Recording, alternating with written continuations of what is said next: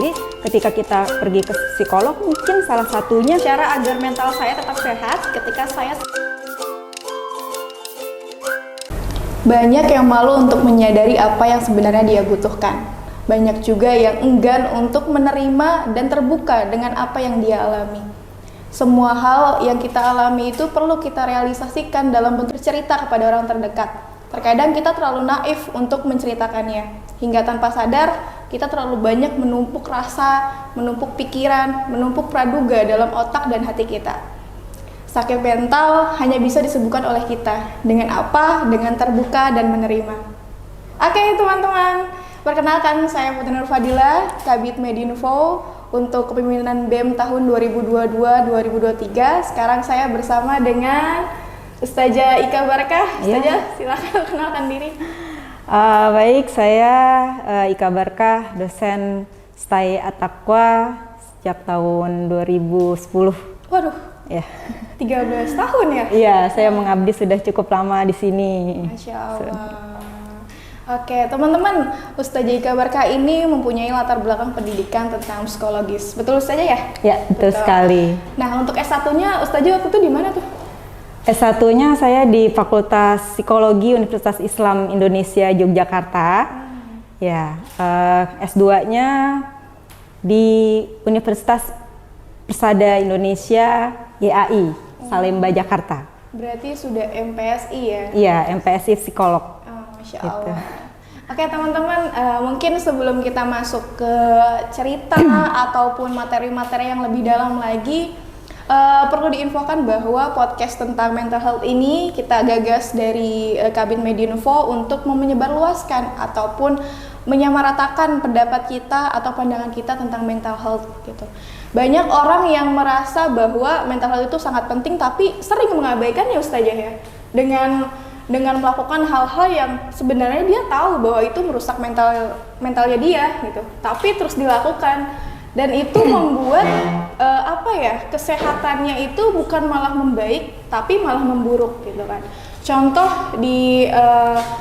paling terdekat lah di lingkungan kita, banyak sekali pemuda mahasiswa yang mendalami sebuah hubungan pertemanan ataupun hubungan yang lebih dari itu, katakanlah toksik gitu, merugikan lah gitu kan. Sebenarnya dia tahu gitu bahwa itu tuh merugikan, tapi terus didalami gitu kan. Padahal kan harusnya kita punya perangkat untuk hal-hal seperti itu. Nah, untuk menyikapi hal seperti itu bagaimana Ustazah? Iya. Kita berangkat dari definisi dulu ya, mungkin seperti itu ya. Karena kesehatan mental itu kalau menurut WHO itu adalah orang yang mengenal dirinya sendiri ya, sehingga dia tahu apa yang dia mau gitu kan. Sehingga ketika dia tahu apa yang dia mau, dia begitu percaya diri untuk menjalani kehidupan gitu. Dia bisa menjalankan persahabatan yang sehat gitu kan. Dia pun mampu untuk berkata tidak gitu untuk sesuatu hal yang mungkin merasa dia tidak nyaman ya, seperti itu. Nah, ini ada hubungannya gitu ya dengan potensi yang dia punya gitu. Barangkali mungkin karena dia takut untuk menerima resiko-resiko yang akan berdampak pada hubungan persahabatannya dia gitu loh ya. Walaupun dirasa toksik ya, ini sudah mulai mengganggu kesehatan jiwanya ya, tapi dia tetap berani untuk tetap menjalankan hubungan tersebut karena dia tidak punya keberanian untuk berkata tidak ya. Ini kan berarti dia belum mengenal dirinya sendiri seperti itu, sehingga dia terjebak ya pada suatu situasi yang terus-menerus dia lakukan, sehingga itu apabila dilanjutkan akan membunuh karakter dirinya gitu. Ya seperti itu. Berarti ya katakanlah dia belum mengenal dirinya. Iya, karena kan definisi daripada kesehatan mental itu sendiri yang pertama adalah dia mampu mengenal potensi dirinya ya. Kemudian yang kedua adalah dia mampu produktif dalam mengisi hari-harinya. Ya kalau misalnya sudah seperti itu yang dia jalankan ya, jadi dia itu dalam kendali orang lain. Ya, jadi sulit kan untuk melakukan sesuatu hal yang menurut dirinya produktif tapi terhalang oleh hubungan persahabatan yang sulit dia hindari gitu. Sehingga produktivitas dia itu mengandalkan orang lain. Ya kan seperti itu. Tergantung lah kepada si orang yang sebenarnya toksik ini gitu kan. Oke. dalam menyikapi ini saja, kalau misalkan tahu nih definisi yang tadi sudah dijabarkan kan sebenarnya kesehatan mental itu bagus sekali gitu kan. Tapi kebanyakan orang tuh kalau sudah mendengar kata mental health, kesehatan mental, sakit mental tuh kayak saya know gitu, kayak takut gitu kan. Bener-bener. Padahal kan kita perlu menyamaratakan definisi yang kita pahami gitu kan. Coba dong Ustazah, apa sih yang perlu diluruskan daripada pemahaman-pemahaman mahasiswa Stay Ataqwa itu sendiri khususnya ya tentang mental health yang sepertinya takut sekali mendengar itu. Karena gini ya, konsep orang manusia yang hidup zaman sekarang itu kayaknya mereka lebih repot untuk terhubung kepada dunia luar, tapi lupa gitu loh untuk terhubung dengan dunia sendiri gitu ya. Dia lupa untuk mengajak dirinya sendiri, self talk lah ya gitu, karena self talk itu adalah suatu cara untuk kita melakukan jeda untuk menerima stimulus dan respon terhadap apa yang diberikan oleh lingkungan kayak gitu ya. Jadi dia lupa gitu loh bahwa ketika dia merasakan sebuah kedamaian itu menghantarkan sebuah energi yang lebih besar untuk bisa mendapatkan sebuah kebahagiaan. Dia lupa untuk membahagiakan dirinya gitu loh ya, karena dia pengen terlihat mempesona di hadapan orang lain gitu, tapi lupa gitu loh terhadap kesejahteraan psikologisnya sendiri. Mungkin kita perlu butuh ruang spesial ya untuk menutrisi kesejahteraan batin kita. Ya, ketika kita lelah, ketika kita capek gitu ya, bolehlah jeda sedikit ya untuk break dulu dari rutinitas kita sehari-hari. Entah itu kita memberikan jeda terhadap persahabatan kita gitu ya. Sebenarnya apa yang kita jalanin ini toksik gak sih gitu ya, sehingga kita bisa melakukan klarifikasi yang baik terhadap apa yang tidak kita suka terhadap orang lain gitu, sehingga orang lain itu juga bisa menghargai dan memberikan toleransi terhadap ini kepribadian kita ini seperti ini gitu, tidak melulu harus mengikuti arus gitu kan. Air mengalir pun harus kita arahkan kepada tempat yang baik ya, seperti itu. Itu yang tadi soal definisi dan lain sebagainya ya. Banyak sekali ya, saya sudah hampir 4 tahun di Stay ya Ustazah, bentar lagi lulus. Teman-teman yang sebenarnya menyadari bahwa dia itu butuh sentuhan orang lain untuk menerima ceritanya gitu kan. Sebenarnya dia tahu bahwa adalah obrolan gue kayaknya butuh nih untuk ke psikolog katakan gitu kan, nggak ke psikiater kan, kayaknya kalau psikiater tuh udah yang parah ya, yang kayak klinis gitu. Iya gitu kan. Ada yang udah kayak gue butuh deh ke psikolog gitu, gue butuh untuk kok gue makin hari kok makin tidak percaya diri gitu, makin menyalahkan diri sendiri ataupun memang melakukan hal-hal yang melukai diri sendiri.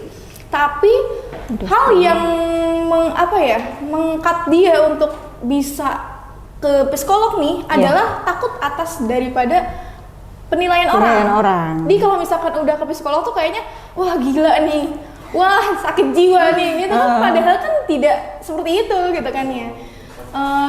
Daripada berangkat dari hal tersebut, kayaknya apa nih saja yang perlu kita pahami bahwa psikolog itu tidak lebih dari bahwa kita mengakui kita itu sebenarnya butuh teman untuk mencurahkan tanpa takut melebar kemana-mana gitu. Gimana tuh Ustazah?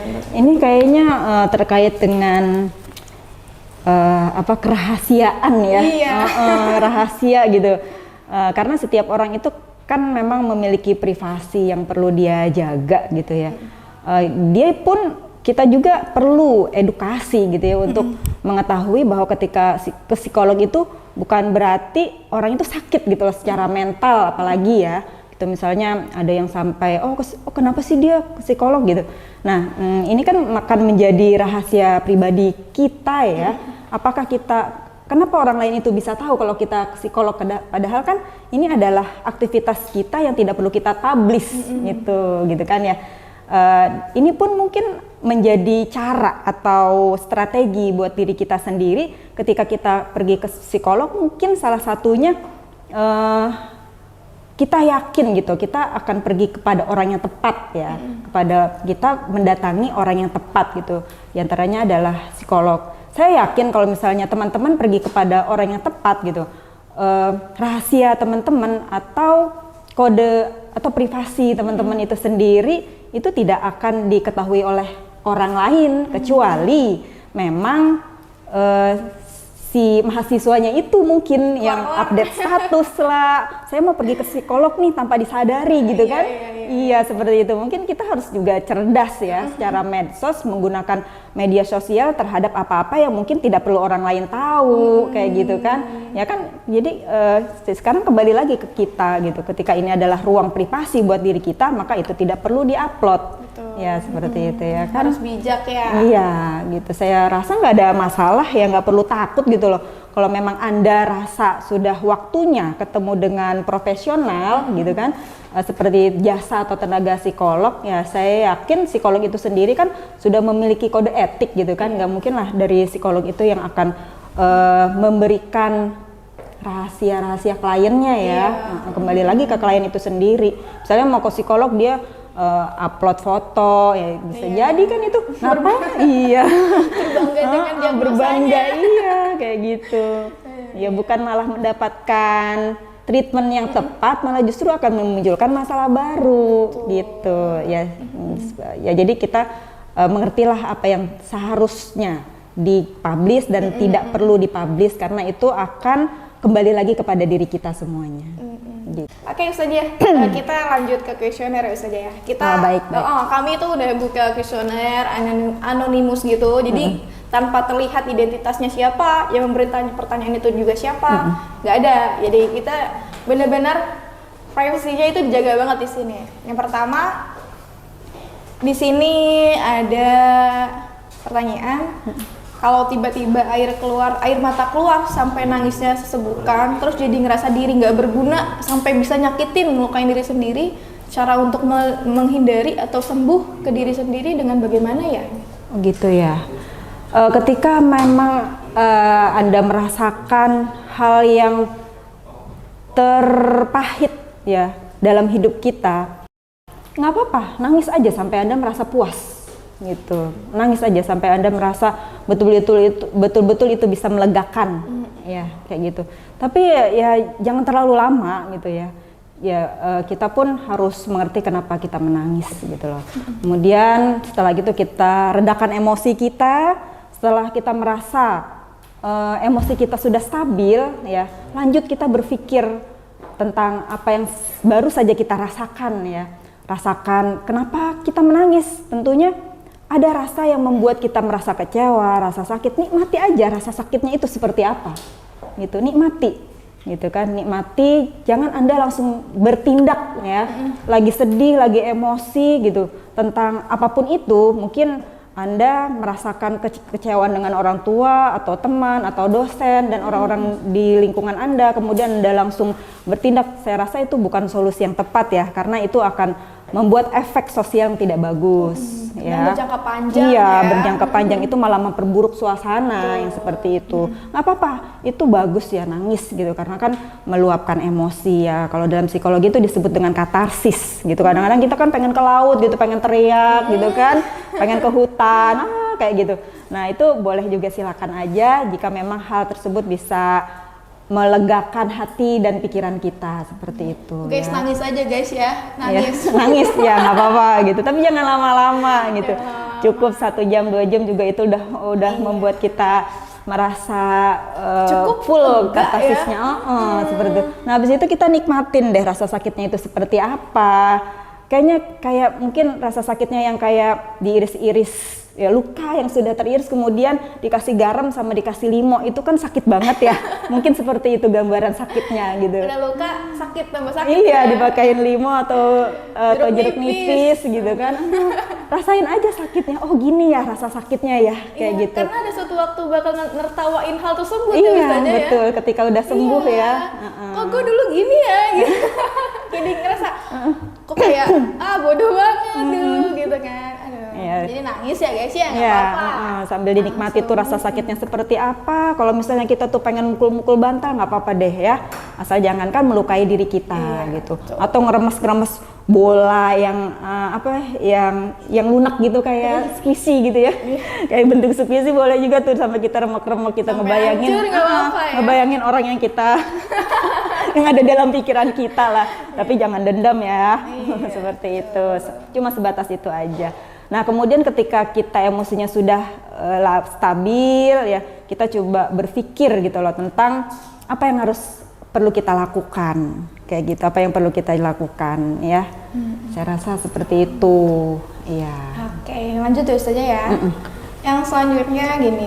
Bagaimana cara mengatasi trauma yang mendalam dan ketika mengingat sesuatu yang berhubungan dengan hal tersebut membuat kita teringat dan ketakutan? Trauma ya? Trauma. Trauma itu apa ya? Trauma itu apa ya? Coba. Apa ya? Trauma itu apa ya, teman-teman? Teman-teman kok bisa mendiagnosis bahwa peristiwa yang teman rasakan itu adalah trauma? Atau hanya sekedar baper? Coba deh. Iya, ya kan? coba tuh. Iya. Kadang, iya sih, kadang kita ngerasa bahwa ada satu peristiwa menyakitin banget gitu kan. Suatu hari kita lihatlah barang yang berkesinambungan dengan si peristiwa itu gitu. Entah itu trauma atau baper lagi, ya kan ya? Iya. Kalau kita lihat bahwa sebenarnya baper lagi ketika melihat itu gitu, bukan yang setiap saat kita takutan akan hal tersebut kan ya? Berarti ya guys, baper sama trauma. Iya. Jadi yang kan kita di dalam dunia profesional kita sebagai psikolog itu juga kan ada rambu-rambu dan batasan ya untuk bisa memvonis orang tersebut itu sudah mengalami trauma, ya seperti itu ya. Kita bisa mendiagnosis dari berbagai macam cara gitu bahwa oh iya memang pasien ini atau klien ini memang sedang mengalami trauma yang seperti itu. Kita pahami dulu permasalahannya seperti apa, dia mengalami indikasi perilaku yang bagaimana gitu kan, baru kita bisa bilang bahwa dia mengalami trauma gitu, sehingga kita tahu tuh ya apa yang tindakan selanjutnya yang bisa kita berikan intervensi kepada orang tersebut agar dia bisa melewati masa traumanya kayak gitu ya. Jadi jangan langsung kita memvonis bahwa oh saya ini kena trauma gitu kan. Traumanya kayak gimana dulu gitu kan. Jangan sampai kita itu menyimpulkan sendiri gitu loh, terlalu cepat memberikan kesimpulan bahwa saya mengalami trauma. Kayak seolah-olah kita tuh ngerasa saya loh yang paling menderita gitu kan. Gitu. Saya loh yang paling menderita, padahal kan ketika kita pahami permasalahannya, oh permasalahannya seperti ini karena dia pola pikirnya terlalu rumit gitu kan, karena mengalami pola pikir yang terlalu rumit sehingga dia terjebak pada suatu stigma yang dia buat sendiri. Kayak gitu. Oke, atas kesalahan definisi atau pemahaman itu saja. Trauma itu yang paling mudah untuk kita pahami itu apa sih trauma itu saja? Trauma itu ketika ada trigger, kemudian dia muncul perasaan psikosomatis ya, gitu. Trigger itu kan kayak ada stimulus atau peristiwa-peristiwa yang membuat dia itu merecall memori di masa lalunya, kayak gitu. Misalnya kayak inner child ya, misalnya dulu dia pernah diperlakukan secara tidak baik atau mendapatkan kekerasan fisik ataupun verbal dari pola asuh orang tuanya, seperti itu. Jadi ketika dia melihat kejadian yang sama, dia relapse ya, dalam bahasa psikologi itu apa ya, relapse itu kambuh ya. Jadi dia tuh kayak seperti menggigil, ketakutan kayak gitu. Ada reaksi fisik ya, bukan yang perasaan doang. Iya, ada reaksi fisik. Misalnya kayak psikosomatis, ketakutan, menggigil, nah itu kan bisa lah dibuat dikatakan trauma. Dan itu memang harus sudah dirujuk ke psikolog ya atau psikiater untuk mendapatkan penanganan yang lebih tepat gitu. Karena akan mengganggu banget ya. Jadi nggak produktif lagi nanti. Jadi hidupnya dia tuh untuk mengingat gitu kan. Apalagi kan untuk trauma-trauma seperti itu kita mudahlah menemukan di sekitar kita gitu kan. Bukan hanya itu yang jadi bahaya ya. Khawatirnya nanti dia pun akan mengulang perilaku yang mengulang perilaku yang dia dapatkan di masa lalu gitu loh. Ya kan? Dia dulu pernah mendapatkan perlakuan seperti itu dari orang tuanya. Karena dia mendapatkan pelajaran seperti itu dan terakam dalam memorinya, dia pun akan memperlakukan hal yang sama terhadap anaknya. Itu kan yang lebih membahayakan ya. Iya. Jadi kayak balas dendam tapi nggak sadar ya.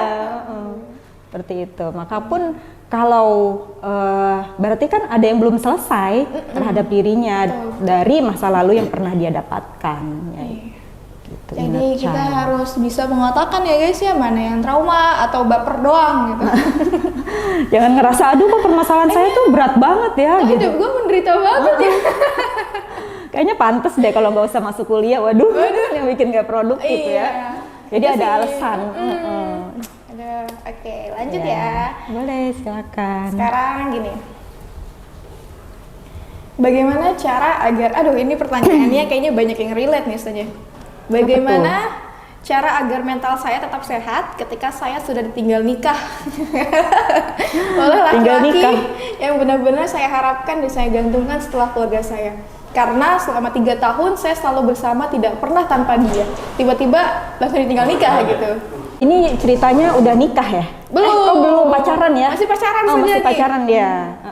Jadi masih pacaran, tapi hubungannya sudah sejauh itu sampai laki-laki ini sudah banyak sekali membantu dalam kehidupannya. Dalam kehidupan udah serius banget lah gitu. Sudah banyak terlibat gitu ya dalam kegiatan perekonomian mungkin kayak gitu, udah banyak mendukung atau mensupport secara materi dari keluarga si perempuan ini gitu, sehingga dia berharap banyak ya terhadap hubungan tersebut. Tiba-tiba di tahun ketiga ya, tahun ketiga dia ditinggal begitu saja atau gimana nih? Tinggal begitu saja. Ditinggal begitu saja tanpa pamit gitu. Nah, pamitnya dengan undangan. Wah, itu sangat ya. Nah, kembali lagi kepada apa yang harus dilakukan ya ini ya. Apa yang harus dilakukan gitu loh. Memang apa yang sudah dijalani selama 3 tahun itu banyak sudah merekam jejak kisah, baik yang romantis, pahit, dan kisah-kisah kehidupan lainnya ya. Kalau menurut saya sih ya, lakukan aktivitas yang positif ya,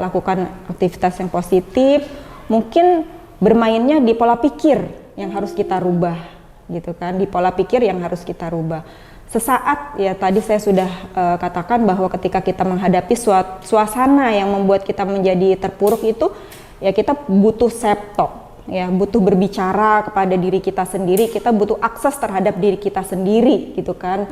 Solusinya ya ada di diri kita sendiri, bukan solusinya terhadap orang lain gitu. Ya kan anak sekarang udah akrab banget ya dengan istilah move on lah ya. Dan itu ternyata prakteknya nggak mudah. Apalagi yang sudah sekian tahun menjalani hubungan yang dianggap serius ya. Nah, itulah konsepnya, tidak semua yang kita inginkan harus menjadi milik kita ya. Karena kan masih pacaran gitu, statusnya juga belum resmi menjadi pasangan kayak gitu. Ini banyak mengandung pelajaran hidup ya. Nah, barangkali mungkin yang sudah terlanjur mengalami hubungan yang seperti ini, serius gitu, ngejalanin hubungan gitu, ya menurut saya sih, saran saya pertama kali adalah self-talk, ya, berbicara pada diri sendiri, terus kemudian kecerdasan emosi, kecerdasan spiritual ya. Semuanya itu harus seimbang harus balance ya, dimana semuanya itu sudah diatur oleh Yang Maha Kuasa. Yang penting kecerdasan hati lah ya, untuk bisa memetakan program pikiran kita ini harus bagaimana gitu kan. Kemudian kehidupan kita akan terus berjalan maju ya kan, karena kan masa depan itu kita tidak tahu seperti apa. Yang harus dijalani itu kan masa depan ya. Masa lalu kayak gitu, masa lalu ya udahlah. Tapi kadang kita mudah nih ngomong gini. ngejalaninnya aduh enak banget ya, sarannya seperti itu gitu kan.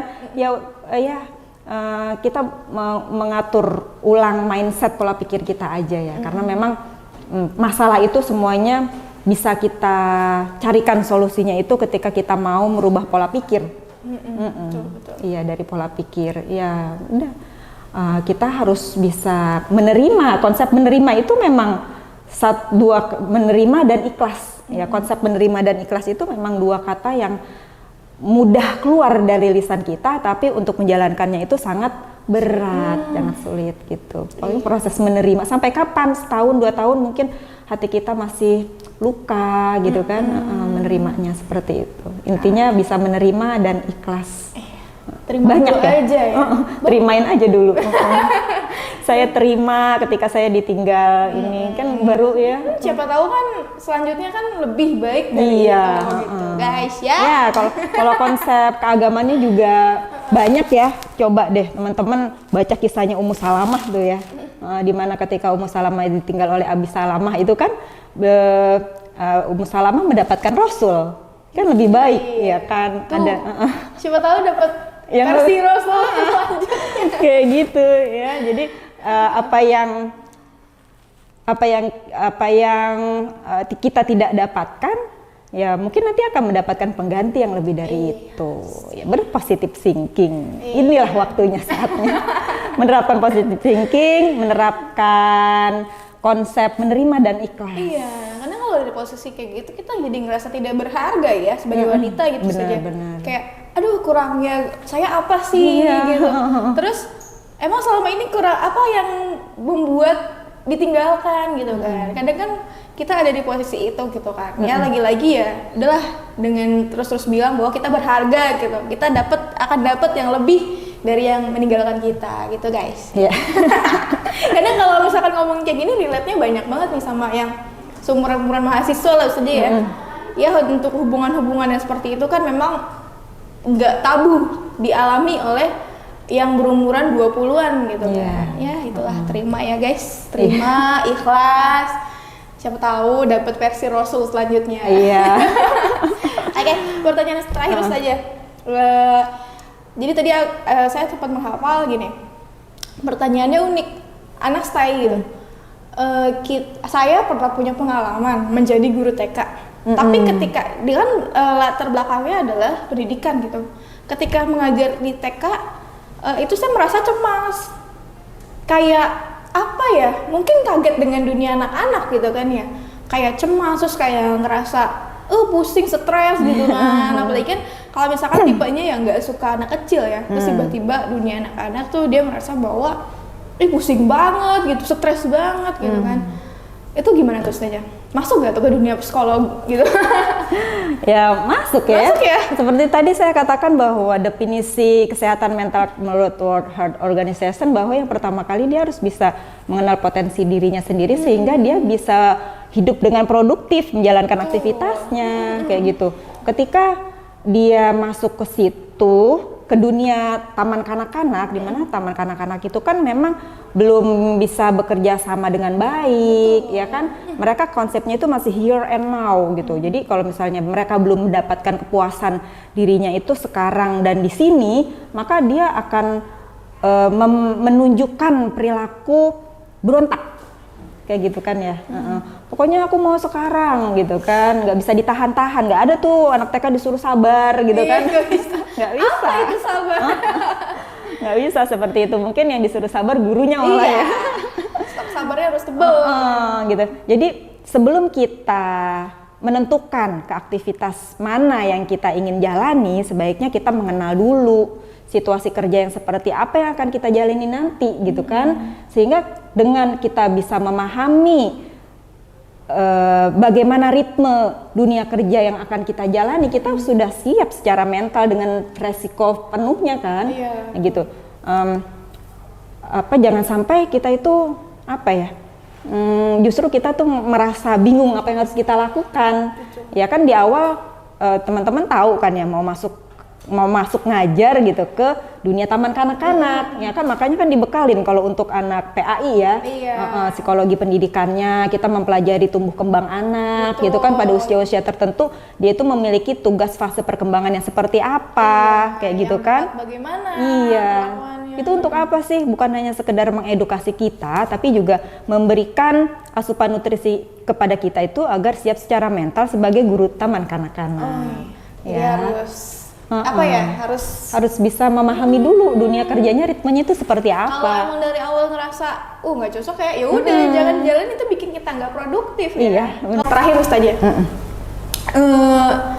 adalah beberapa saat dimana saya berkomunikasi dengan teman-teman sekelas ataupun lain kelas gitu kan tentang kehidupan lah masing-masing. Ada fase dimana ketika kita capek kuliah ngobrol lah ceritanya. Dan pembahasan yang sering mereka gadang-gadangkan adalah entah soal pasangan atau inner child. Ketika saya tanya, emang apa sih yang pernah terjadi di masa kecil kamu gitu kan, sehingga sampai dewasa ini kamu menstigma bahwa dirimu terkena inner child lah gitu kan, trauma masa kecil gitu kan. Padahal kan ketika saya mendengar kisah-kisahnya, diomelin lah gitu kan, atau mungkin mendengar kalimat-kalimat yang kasar lah, sebenarnya kan itu memang berdampak pada psikologis kita. Tapi ada loh banyak hal-hal dari orang tua kita dalam pendidikan kita yang perlu kita ingat baiknya gitu kan. Karena merasa fokus di itu, jadi kita melupakan banyak hal yang memang perlu kita bangun dalam pikiran kita, bahwa orang tua kita tuh sebenarnya sudah berusaha dengan baik. Toh dalam pendidikan anak kan pasti ada salah benarnya gitu kan. Seorang apa ya, pendidik parenting pun yang sering mengisi soal parenting pun pasti ada salahnya dalam pendidikan, betul kan sendiri? Benar. Nah, untuk menyikapi hal tersebut gimana saja? Karena kan kalau terlalu meresapi bahwa aduh masa kecil saya tuh kayak rusak banget gitu, sakit banget, menderita banget, hingga akhirnya berdampak kepada masa dewasanya gitu. Gimana tuh saja soal kayak gitu? Iya, jadi kayak korban pola asuh gitu. Iya. Kayak korban pola asuh nih kayaknya gitu ya. Mungkin kita tidak bisa mengendalikan sisi pola asuh dari apa yang sudah dilakukan oleh orang tua kita ya gitu, karena itu di luar kendali kita gitu kan. Itu sudah menjadi masa lalu kita gitu kan, sudah tidak bisa dirubah gitu. Yang kita bisa lakukan adalah orang tua kita itu sudah memberikan perlakuan terhadap kita seperti itu, dan kita kalau bisa menolak ya tidak mau diperlakukan seperti itu sebagai seorang anak gitu kan. Tapi enggak, lagi-lagi kita harus bisa menerima saja untuk kejadian apa yang sudah berlalu ya, seperti itu. Sebagai manusia yang bijak tentunya kita bisa mengambil sebuah pelajaran gitu, apa yang harus kita lakukan terhadap kesalahan-kesalahan pola asuh masa lalu. Ya kan, bukan memberikan stigma gitu, atau mungkin menaruh rasa dendam terhadap orang tua kita. Itu sangat tidak dianjurkan ya. Apalagi kan kehidupan zaman dulu itu beda dengan anak-anak zaman sekarang. Kalau orang tua kita yang hidup pada masa lalu, mereka memberikan pola asuh atau treatment pada anaknya itu tanpa konsep dan teori, berjalan begitu saja. Yang gitu penting kan? anaknya gede gitu ya. Penting anaknya gede, sekolah, bisa sekolah gitu kan. Tekanan-tekanan hidup juga yang mereka rasakan itu kan kita nggak tahu gitu kan. Jadi mereka berjalan ya mengalir begitu aja. Beda dengan anak sekarang ya, yang banyak banget dijadikan sebuah pelajaran dan sumbernya itu tidak terbatas gitu. Jadi ya yang bisa kita lakukan adalah jadikan semuanya itu pelajaran, dan kita berusaha untuk bisa menerima lagi gitu. Intinya menerima. Menerima, menata hati, dan merubah pola pikir gitu. Apa yang tidak baik dari orang tua kita, ya itu bukan suatu hal yang harus kita lanjutkan untuk kita berikan treatment tersebut kepada anak kita nanti. Kasihan anaknya. Iya, buat apa kita belajar jadi orang yang terdidik kalau kita masih melakukan pola-pola yang sama. Gitu. Itu pesan untuk kita semua guys. Iya. Calon-calon ibu. Calon-calon gitu ya. ibu. Karena tanpa sadar apa yang udah kita terima, kita treatment gitu saja ya ke anak-anak gitu kan. Ya seperti itulah. Jadi harus banyak-banyak belajar ya. Banyak-banyak belajar, banyak-banyak membaca, dan intinya adalah pengendalian diri sehingga kita bisa mengatur emosi. Kadang-kadang kan kita terbawa dengan emosi sehingga memori masa lalu itu cenderung yang mengarahkan kepada kita kepada bentuk perilaku yang ingin kita lakukan. Itu nggak sadar ternyata perilaku itu yang kita praktekkan terhadap anak-anak kita gitu. Intinya apa? Pengendalian diri ya, untuk bisa mengatur emosi gitu. Gimana sih caranya mengatur emosi? Waduh, makin jauh aja nih kita ya. Ada episode kedua guys gitu kan. Udah hampir 1 jam. Iya baik.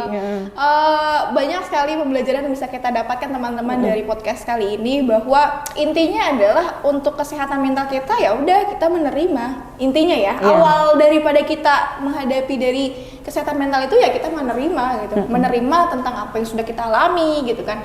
Apa yang sudah kita lakukan atau kesalahan-kesalahan orang lain yang berdampak dari diri kita. Terima dulu aja, toh kalau pada waktunya kita ngerasa butuh orang untuk sharing atas apa yang sudah kita terima, ya toh jangan malu gitu kan. Jangan menahan diri kita untuk tidak melakukan itu, karena kalau kita terus menerus let it flow terjebak. gitu, iya dia biarin semuanya mengalir aja gitu, belum tentu bisa sembuh ya gitu. Bisa aja berdampak kepada orang-orang sekitar kita, apalagi kan kayak inner child itu kan bisa berdampak ke anak-anak kita kan nggak mau ya. Jangan sampai katakanlah korban pengasuhan turun temurun. Iya benar-benar warisan ya. Warisan Itu bukan diwarisi. Bukan harta malah kesalahan pola asuh gitu. Oke, terakhir saja ada ini nggak pesan-pesan lah untuk mahasiswa TA Taqwa yang berkaitan dengan kesehatan mental.